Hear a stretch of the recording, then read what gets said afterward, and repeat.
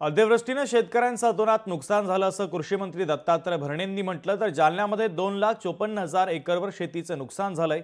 नांदेडमध्ये शेतकऱ्यांचं सर्वाधिक नुकसान झाल्याचं भरणे यांनी म्हटलेलं आहे।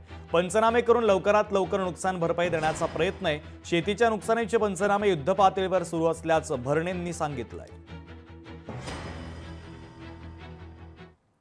आपण जालन्यामध्ये जालन्याचा जर विचार केला तर साधारणतः 2,54,000 एकराचं नुकसान या जालन्यातल्या माझ्या शेतकऱ्यांचं झालेलं आहे। आणि त्यामध्ये जास्त पाऊस हा सप्टेंबरमध्ये पडलेला आहे, ऑगस्ट सप्टेंबरमध्ये।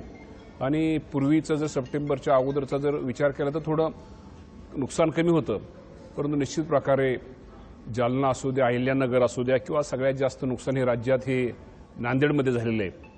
आणि मी आपल्या माध्यमातून एवढं सांगतो की नुकसान भरपाईचं जे पंचनामे शेतकऱ्यांच्या नुकसान स्थितीच्या ते काम युद्ध पातळीवरती आमचा महसूल विभाग, आमचा कृषी विभाग हा करतोय।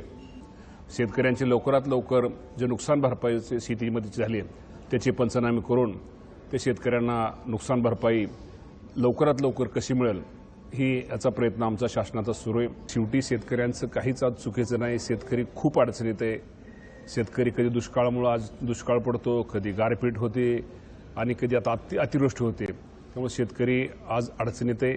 या बाबतीमध्ये निश्चित प्रकारे शेवटी तुम्ही म्हटला ओला दुष्काळ, शेवटी केंद्राचे राज्याचे निकष, केंद्राचे काय निकष ह्या गोष्टीचा विचार तो मुख्यमंत्री, दोन्ही उपमुख्यमंत्री, मुख्यमंत्री करतील। परंतु ह्यापेक्षा आजच्या काळामध्ये शेतकऱ्यांना मदत किंवा शेतकऱ्यांना निश्चित प्रकारे कशी लवकरात लवकर होईल हा शासनाचा आमचा प्रयत्न आहे। आणि लवकरात लवकर पण दिवाळीच्या पूर्वीच, दिवाळीच्या अगोदर कुठनाची नुकसान भरपाईची पंचनामे केलेले शेतकऱ्यांचे जे नुकसान झाले त्याची रक्कम राहणार नाही। लोकशाही मराठी ऐका, पहा, जागरूक रहा।